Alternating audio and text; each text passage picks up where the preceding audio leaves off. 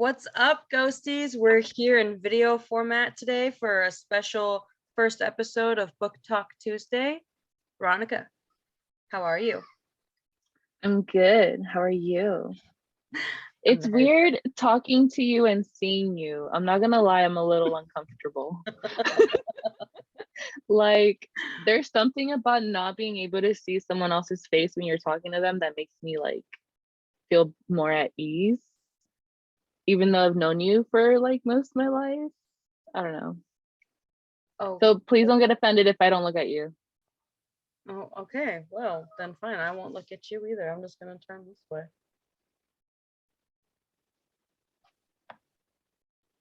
That's rude.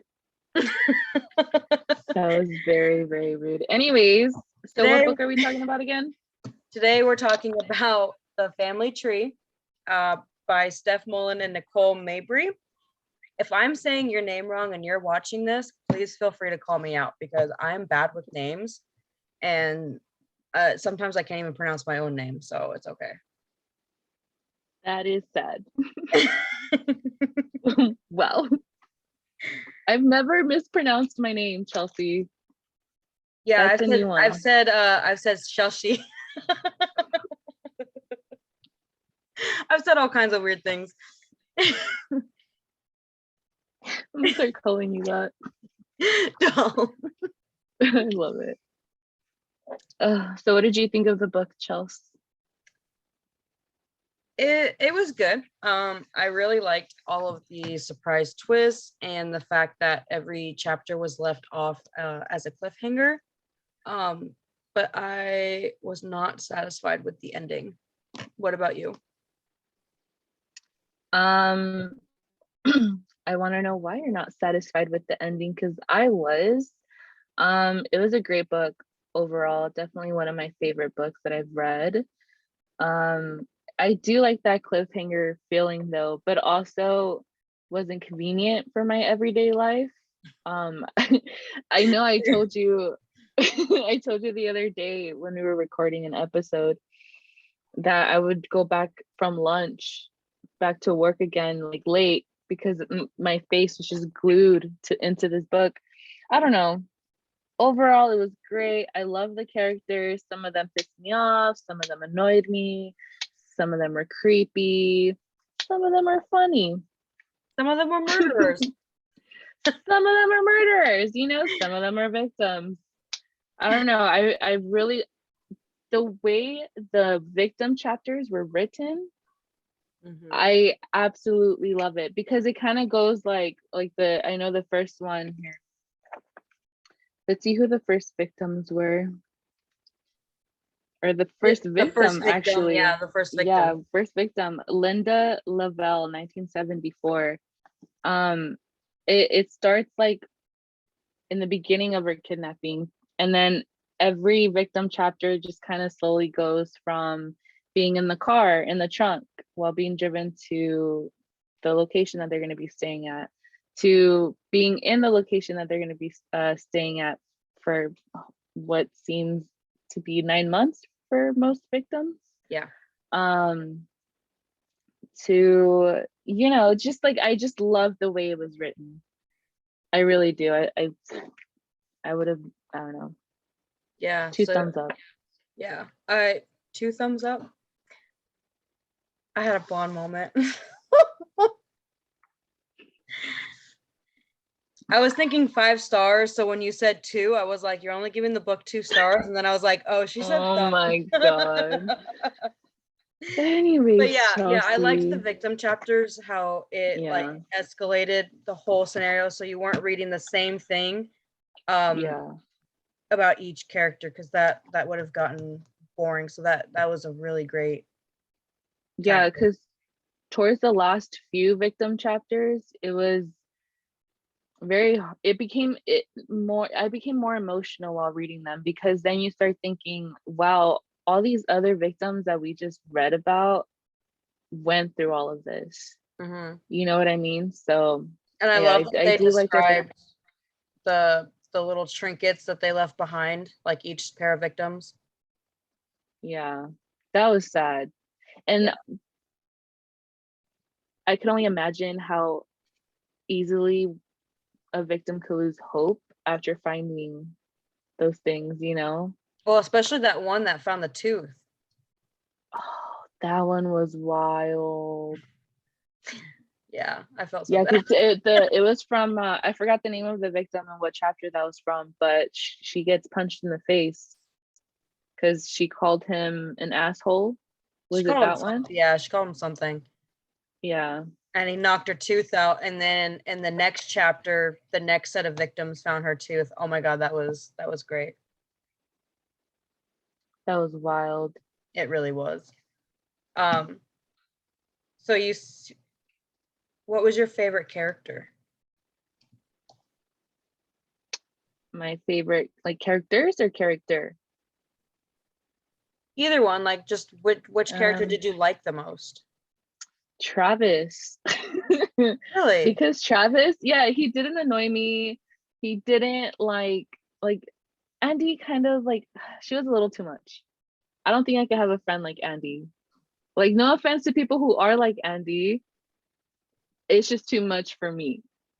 You know what I mean? And then Liz going on her little freaking visits by herself and not telling anybody and just like doing all that, like, Basic it's not stuff good for like my that. anxiety.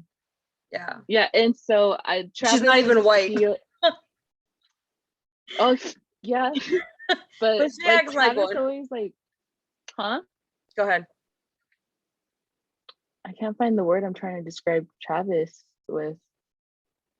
He just like always came in clutch, you know, and always wanted to Liable. help. Yeah, liable. I don't know, but Liable. I would have to say Travis. Yours? Travis is a good guy. I really like that Travis was like there, like he understood that being with Andy was a package deal with Liz. Oh yeah, Yeah. that was cute. Yeah. And like the fact that he volunteered to go with her when the FBI was there because Andy couldn't. Yeah, and Travis had background in as a lawyer, So that so helped too. But yeah. Um yeah, my these favorite character, believe it or not, was Andy. Like I know she can be a lot to handle. yeah. So while Travis was really calm and like an overall nice guy, I feel like he evened out Andy's character because he was like really calm and almost to like the boring kind of way, Mhm. which kind of made up for her extravagance. But no, there was one part in the book where I read the sentence and I about lost my shit laughing because in that moment I realized that I was Andy. What was the sentence? It's when her and Liz are talking to the FBI, and Liz is like, "Well, how hard is it to get the drug ketamine that they were talking about?" Oh And Andy's yeah. like, "Oh, really easy. I know some people." And then she's like, "No, I don't." When she realizes she's talking to the fucking FBI. Yeah, that was fucking And that's hilarious, me dude. because like even on this podcast, like I say some stuff where I'm like, I just incriminated myself right there. Yeah, no, that part definitely like sticks out to me. It was definitely well, I love how you just saw it as like hilarious because yeah, I saw it as funny, but also like, dude, shut the fuck up. Like you're annoying, you know? Like there's a See, time and place. I don't know. I think that goes and like shows our difference in preferences because I Oh didn't yeah, find I didn't find Andy nearly as annoying as Liz. that's I love that. I love that for us. I was like that was the only thing about this that just really pissed me off. She was so annoying. How like what made her annoying for you? Okay, well, first off, like you said, going to a potential serial killer's house and not telling anybody, like, Yeah.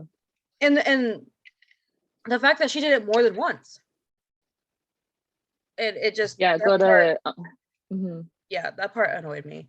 The part where she got mad at Andy because Andy was kind of like, Liz, like I get it's a lot, but you're starting to become obsessive. Like she called her out. She was starting to be obsessive Yeah. And Liz got all upset because she was like, well, how dare you not understand? It's like, it's not that she doesn't understand, it's the fact that, yeah, she understands that you're going through a lot, like finding out that you're adopted, and then, you know, finding out that someone in your adoptive family is a murderer is a lot to handle. But the fact that she can't even talk about anything else for like 5 minutes, I mean, Yeah. I get where Andy's coming from of being annoyed with that. Um, and then she like the whole thing with Adam where she kept calling him over and over and over again. And it's like, can't you see how you're becoming the one that's like obsessive and almost uh like she was being obnoxious. Like, yeah, like I get you Yeah. want to talk to him, but you don't need to call him 50 times in one day. Yeah. That was a little too much. Like, I don't know, like just little things like that just really, really irritated the So, did you find it annoying when Liz got mad at Andy for technically knowing the whole time that she was adopted? Or do you think Liz had a right to be upset?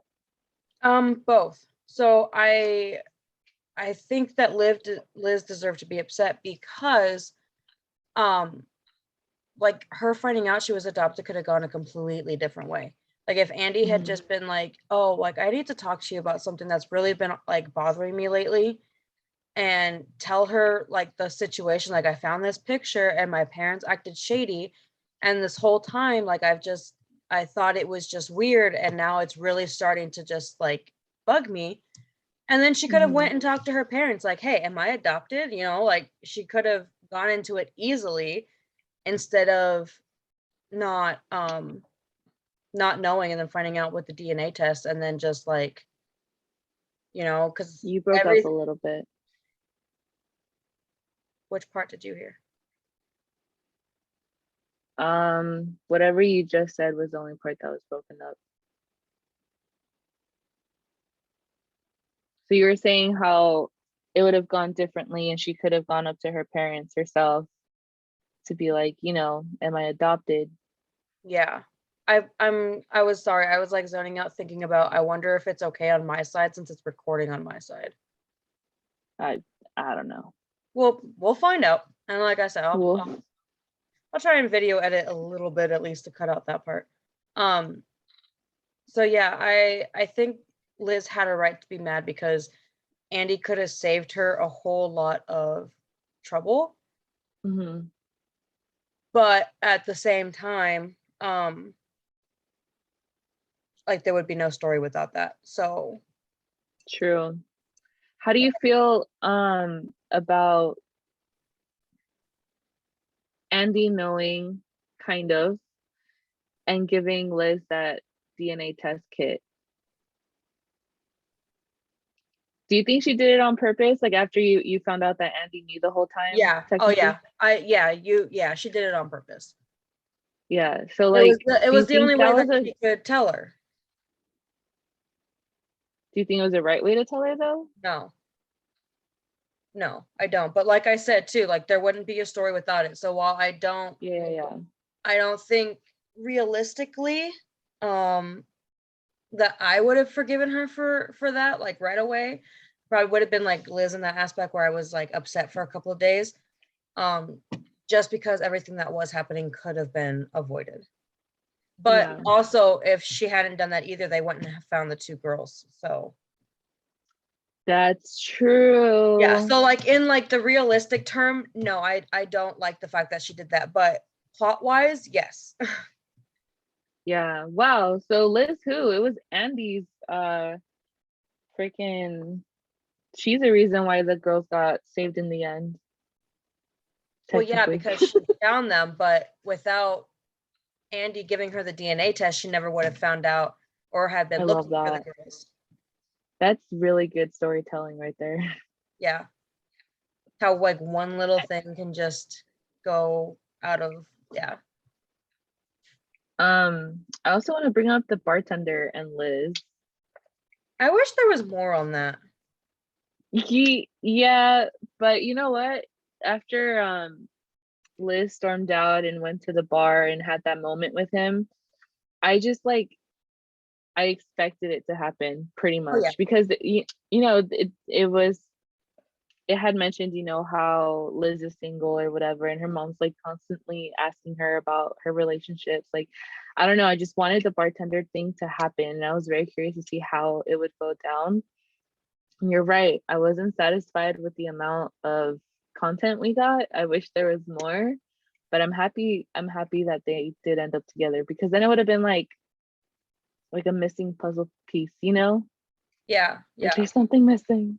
Well, see, and that's how I feel about the whole Adam thing, because I would have liked more on what she did with that situation. Um, Yeah, like, did she try to get in contact with him again? Like, now that she knows that he's not a serial killer. Um, yeah. but yeah, I wish they had added more of like the bartenders and hers like growth and relationship, so that way we could have shipped them more than like what was it? I think they brought it up like 2 times. And then, okay, so can we talk about the epilogue really quick? Mm-hmm. Do you Oh think my there's gonna be gosh, a book two? I would love if there is, because there's so much to like that. Not that's just like another perspective, you know? Oh yes, I was trying to see. His name was Jack, right? Yeah, Jack and his son. Oh, I forgot about the son. Oh, how sad. You know, that reminded me of Richard Ramirez and his cousin. Yeah, yeah, I actually got the same vibe as you with that. Yeah, I couldn't get them out of my mind after I read that part. I was like, this is insane. Yeah. And I think it would be a really cool idea for not it doesn't even have to be a sequel. It can just be like a spin-off or something. Um Yeah. where Liz, because it did say that she went into journalism after because of that, but it would be really interesting if she um like was searching for the serial killer but like in the present day. Hmm. Because with the family tree, we know that it starts back in the 70s. They're trying to just find the recent victims, but if depending on how they could do it, because they said that Jack had multiple cameras in multiple homes. He could get a pair Yeah. he could get a pair of girls like really easily. Yeah. Um so like maybe within the last couple years that they could like they escalate faster than Frank did, whereas Frank did Hmm. like 9 months. Maybe they did something different, but I don't know. I think that would be interesting to like watch her in real time catch an active serial killer, not one that's already dead. Yeah. I mean, yes, we didn't know he was dead till the end because we didn't know it was Frank, but I would absolutely love to read about Liz going at it again. mhm, You know what I mean? Like, yeah, yeah, that'd be I didn't even think of that. But yeah, that would be amazing. because And isn't then technically that would be her uncle too, wouldn't it? Because he's Frank's half brother from an affair that Frank had, or Frank's dad had. So he's Frank's half brother. hold on, let me draw it. One moment. He Let's would start be in the he would be beginning. Chris's half brother too, because they had the same father, just different mothers. Oh, Jack? Yeah, Yeah, they are. They said it in the end. Yeah. yeah, Because yeah. It was just Chris didn't know about him. Yeah. So yeah, yeah, that's he would why be her Chris uncle always too. felt left out. Yeah, so he would be her uncle too. So that would be something interesting. Yeah. Ugh, I love it. I want it to happen now. Like it's not like can we request this? Shout out to the authors if you're watching this. We would love a book too. Yeah. And then the whole part with the camera, like the hidden camera that the girls would freaking install themselves, Dude, when that I brought tell my fear back When I of like tell you being that I watched. was yeah, when I tell you that I was so shook with that though, because my mom and I had a Nelson TV thing in our house. Yeah, yeah. When I read that, I was like, I had to put the book down. I was so freaked out.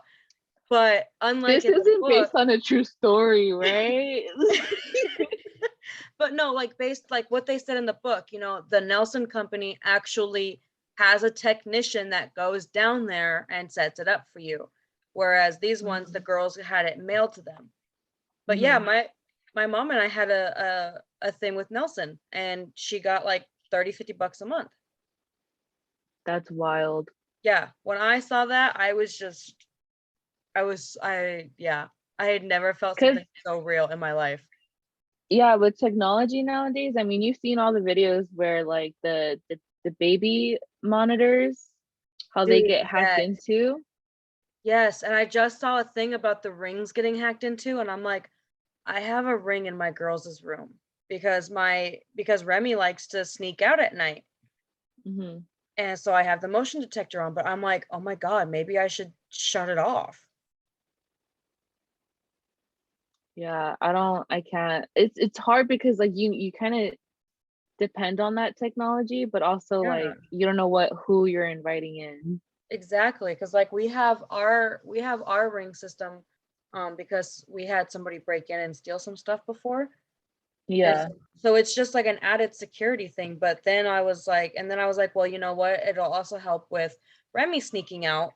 That way she doesn't walk out the front door again. And Yeah. I was like, that it really is helpful because my phone goes off with an alarm saying, hey, there's motion moving, because I have it set for just her door. When it opens, Mhm. it sets the alarm off. But I mean, it's helpful, but also it's kind of scary to um Yeah. think about that. I agree. I have a question for you. Okay.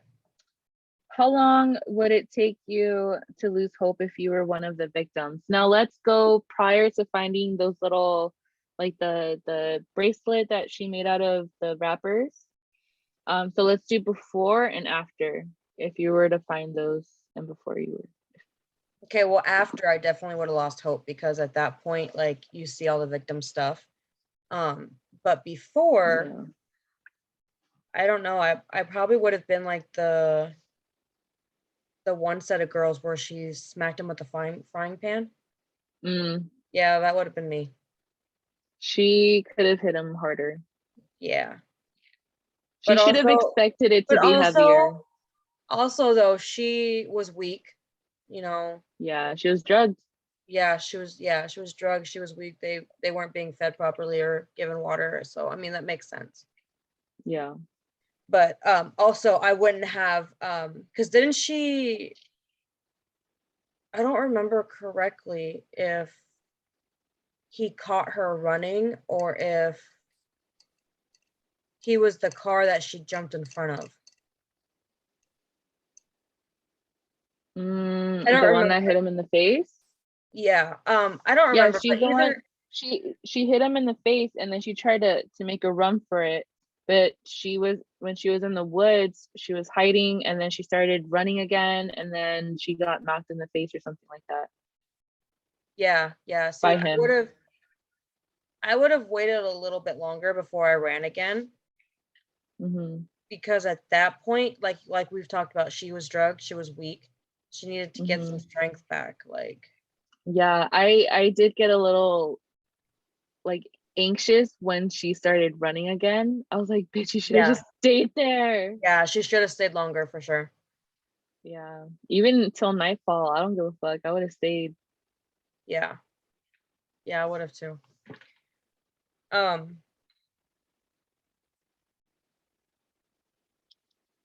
Did Chris ever like, well, like what? Okay, so what do you think made Chris look guilty? There's a lot of things, yeah, it's like but everything. Well, and it doesn't yeah. help either that like all of the signs, came from his brother. So like she had seen the not poster in the room, which came from Mm-hmm. Frank. Um, Mm-hmm. even and it also played a role too where the authors put in one of the victim chapters like the color of his car and everything. Because then when Yeah. Yeah, because then when Liz found it in the garage, then we as readers are like, oh shit. Yeah. But again, we didn't have the knowledge that that was Frank's car. And, him trying to work with a microwave, like that didn't help with the technology aspect. That's The understandable. blue bins.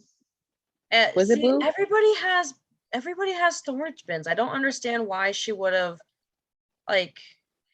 Because that's what they told her to specifically look out for, what they've like found the bodies in, you know what I mean?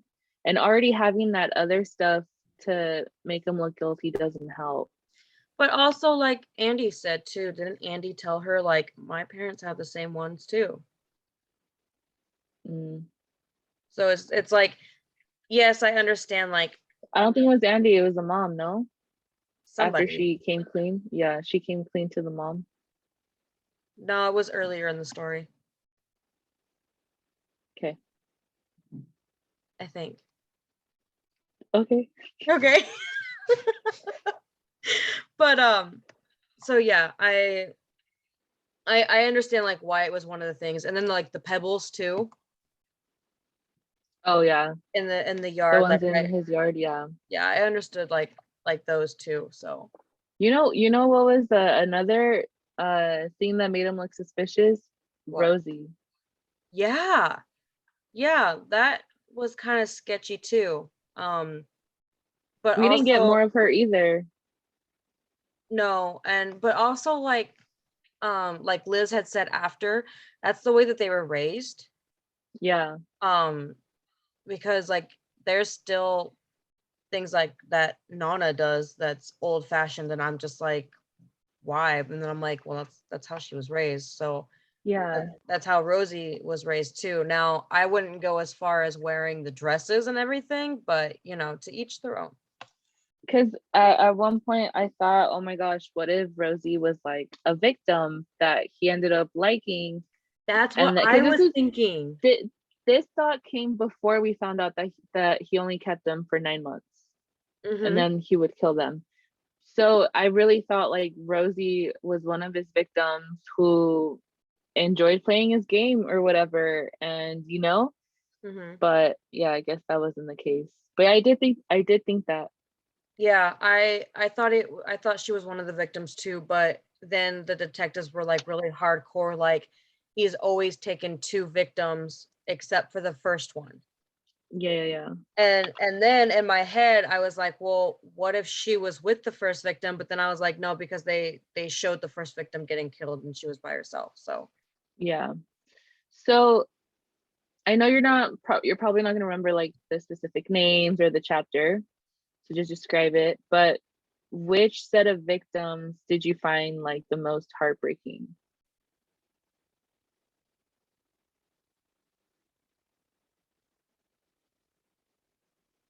That's her thinking face, guys. Don't worry.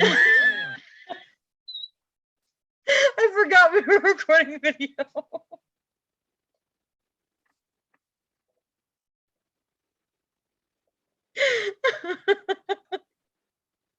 Fucking dead. Dude, it looked like you were frozen too. It was great. I was like, should I say something? This is my moment to be funny. um it's the set of victims,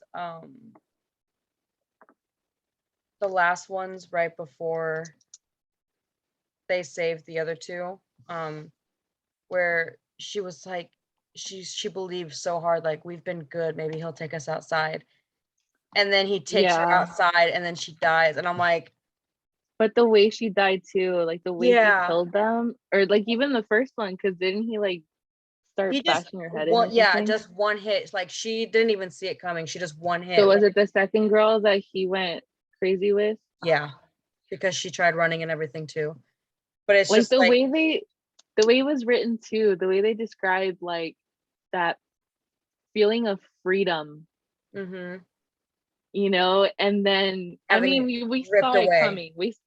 You can't tell me you didn't see it coming. You know what I mean? Like Yeah. I saw it coming, but yet I was still like, Well, see, and with me, I was like, well, we still have a couple chapters left, so maybe there's another set of victims where like this is their last meal type thing. Yeah, Like he was letting them go outside and then he was going to take them back in and kill them. I did think that too. I did not expect him to kill them out there, and I think that's why it made it that much more heartbreaking, because it was just like, we're outside, we're free, and then she didn't even see it coming. Yeah. And I feel like for her character, I feel like that was a good ending, because she was naive enough to think like, I've been good, maybe he'll let me go outside. So she still had that, she died with that hope, with that innocent feeling. Well, and then they did say that wasn't there like some kind of bird or something on the tree, and she was happy that at least in her final moments, like a living thing like saw her in her final moments. I think that was the other friend, the one that died more brutally. Yeah, the second one. I think that was her. But still, even that, like that extra little detail made it more like, that somebody saw her before she died. I was just like, so with that, did this book made you cry at any point? And if so, what specific moment was it that made you cry? sorry, I didn't cry. You didn't cry? You heartless bitch. Okay. I don't listen. There's only one other book that's ever made me cry, and that's The Silent Patient. This is the second book that's made me cry, and it was at the end when we find out that Chris isn't the killer, and they have that whole moment in the office in front of the FBI agent. Okay, that part made me sentimental. if any part of the book was gonna make me cry, it would have been that part. Yeah, because it was just very, I don't know. I just really connected with these characters so much. Mm-hmm. You know, like I felt like I was there with them. I like that for you. I didn't expect Uncle Chris to be in that room though. I never saw that coming. Oh, I did. I got nervous right with Liz when she saw him, like, oh shit. And I think that has a lot to do with me being a writer, which is why I try not to read books as a writer. I just want to be a reader, because I'm always like, oh, I know this is going to happen because that's a good plot. Like, that's a good plot point. And that was kind of what I was thinking, was like, oh, I bet you he's going to be in the office, because it would be good to talk to them together. And that's what happened. So see, I have that with like movies.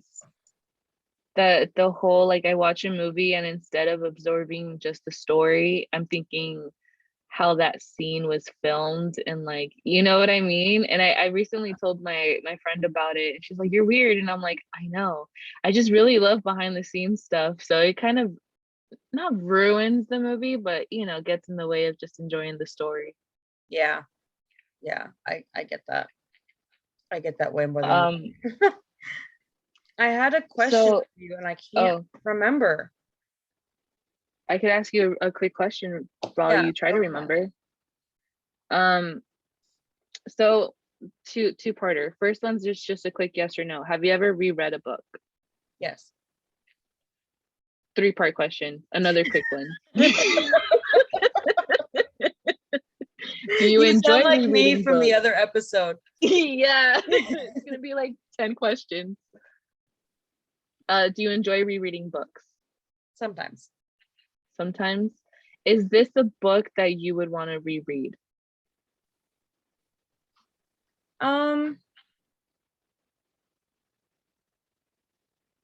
Maybe in the future, if like I had a reason to reread it. So if some other book club that I joined or something was going to read it, I would probably reread it. But I would end up reading it more for the plot and everything than enjoyment of it. Yeah, because I don't think this would be a book for me to like, that I would want to reread, just because like books like this, like thrillers, you know, that's what you seek, the thrill of it, the Mhm. anticipation, you know, like who is it? Like what's gonna happen? Yeah. To where like now that I know, it's like it's not gonna be the same thrilling feeling that I got the first time. Me, yeah, but you're right. Like, I mean, it's not I like buying my books. I don't like getting them from the library. I don't like renting them, whatever you call it.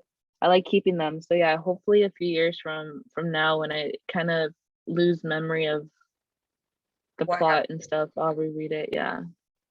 Yeah. For the most part, if I ever reread a book, it's because I'm studying the plot point. So like in school, I did an essay on a book by Marissa Meyer. Um, and I reread that book like 7 times Yeah. in the course of my class weeks. And actually, I read 3 books by her multiple times because I was using them for plot points and everything.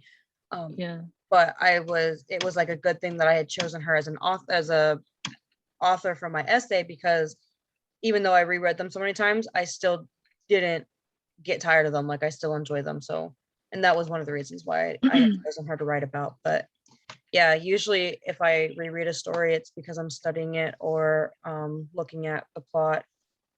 Um, like when I took my my thesis course for graduate school, they wanted you to study 3 similar stories that were similar to your own. So I had to reread the books over and over, and I had to discuss like characters and plots and subplots and all of that. So that's usually why. Yeah, I feel like there's some books that are definitely meant to like be read more than once. Like for me, for example, that book is The Alchemist. Have you read The Alchemist? No. No? I highly recommend The Alchemist. It's a great book. It's a book that leaves you feeling inspired, motivated. It changes your perspective on things, and it's a book that I like to read when I'm feeling lost with anything in my life and I'm feeling lost. I don't want to give like what it's about away just because I do want you to read it. And I have mine. So if you want me to mail it to you, I'll do that. And I want it back, by the way, because I'm gonna reread it. But yeah, that I book have for enough me, I books could here, read. okay? Speaking of, I need a bookshelf. I'm running Oh, out I'm of so room. proud of you. You need a bookshelf now? I do. I I would like to get like a floating shelf, like, you Oh, know, yeah. Yeah. See, if it wasn't expensive to send that, I would have sent you my floating shelf because I can't use it in this place. I don't have the room. you're good. Yeah. I'll just go to Walmart. But Yeah. anyways, did you remember your question? I didn't. Oh, okay, cool. I'll probably remember as soon as we hang up. That's usually how it happens. Hey, I remembered the question. That's Yeah. too bad. Like when we were recording episode 6, I had started to say something and then you said something and then I said something and I completely forgot what I was originally going to say. But as I was listening to it while editing, I was like, "Oh yeah, I was going to bring that up, but now I can't cuz the conversation's over." I love how you were so when we were recording episode 6, we both noticed that we have been recording for over 2 hours. No. It was about to be an hour and a half. And then you were like, as long as it doesn't reach the hour and a half mark. And then, No, we we were recorded still it for at an 2 hours. hour. We had just hit 1 hour. Yeah, so then we passed 2 hours and we're both very confident in the fact that, oh, it's going to be much less once we're, Chelsea's done editing or whatever. And then I like listening to the episode right after she edits it in case like there's just something that I really like need her to change or whatever it is. But I like listening to it. Um, she didn't get done till late, which I don't blame her because we recorded yesterday, Wednesday. We recorded Wednesday and I Wednesday. had Thursday night to edit it and that was it. Yeah, today's Friday. Sorry. But I don't blame you. Yeah, but anyways, it still came out to a little over like what, an hour 7 minutes. Yeah, something like that. I tried to Something cut out like as that. much as I could.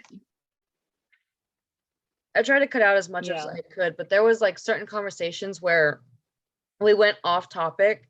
But if I had Yeah. cut that off topic part out, then when we jump back into the current topic, like there would have been missing information and then it would have been confusing because like I tried to cut one conversation out, but then we brought it up again like 2 minutes later and I was Yeah. like, yeah, I can't take that. I can't take that out because then I would have to cut all of this out. But then I was like, well, then all of this out. And then it would have been like Yeah.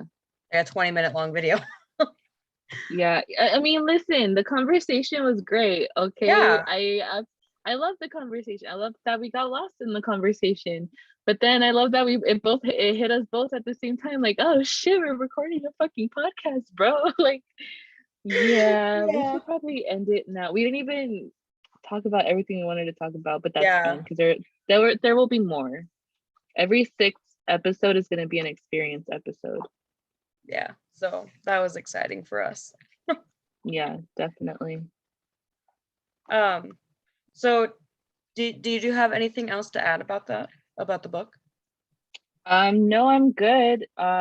If you don't have anything else to add, I'm excited to talk about what we're gonna read next. So that being said, do you have anything else to add? I don't, but if I remember that question before we stop recording, I'll definitely just like change the conversation back. Well, you know what? We'll just post it on Instagram. We'll go live. We'll do a dual live. Yeah, I can do that. Yeah. Yeah. Okay. So So do you have anything else to add? no, no. So the next book that we're reading is The Lost Apothecary by Sarah Penner. And Yes. I love that my book came in today just in time to record this. So Yes. I'm sorry. I'm using a new bookmark. I'm using the magnet bookmarks here. Hold on. oh, I love One those. moment. I have a bunch of Harry Potter ones. I've never really watched Harry Potter, sorry.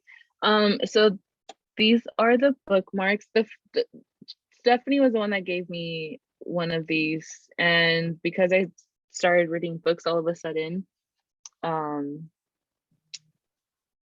I got me some more because I really liked it. Yeah, They don't get in the way. the magnets are really nice.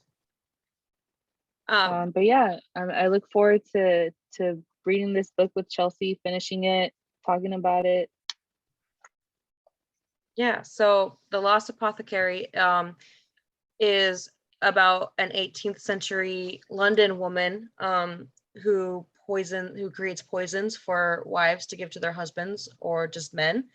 And if that doesn't trigger a bell in your head, this is similar to the very first serial killer that I talked about. But instead of Italy, this is in London. So that's very interesting. It takes place in two different centuries, 18th century and then the present. So make sure if you are interested in reading about a poisonous serial killer that you join us on our read of this. Not even just that. If you're interested in the original story, which is her name was Juliana Tofana. Yeah. Tofana. Episode One. Chose to Speak Coffee House on Spotify and Anchor FM. Yeah, it's interesting. And should I tell them how many victims there were? Yeah. I mean, that has nothing to do with the book, so. No, but I'm just saying, like, whatever, Chelsea. Yeah. So Giulio Tofana played a role in an estimated of 600 men. That's it. That's it. Just 600.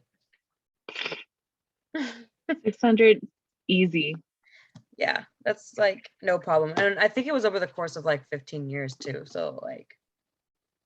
And she might have been the reason why Mozart got poisoned and killed. Conspiracy theories. That's why I said might have. Yeah, so, but yeah, so you want to hear something funny? What? I already finished the book. Like, what's the point? You literally said you just got it today. Yeah, I got the physical book in the mail today. I just, I do you listened to want the me here, audiobook. Chelsea? I binged the audiobook in 2 days. It is so good. It's like it's worse than this Yeah. one. You're not gonna be able to put it Oh, down. okay. Good for you, Chelsea. I'm glad. I'm glad you liked it. I'm glad you enjoyed it. Thanks. But I am gonna have to reread it again so I can put all my sticky notes in there because it was definitely worthy of that. And there was a lot of parts that I want to talk about with you when you get to them. So I am gonna be rereading it. Do you guys ever hate it when like there's a movie you want to watch with your best friends and then they just like come to you and they're like, "Oh, I already watched it, but we were supposed to watch it together. Yeah, sorry."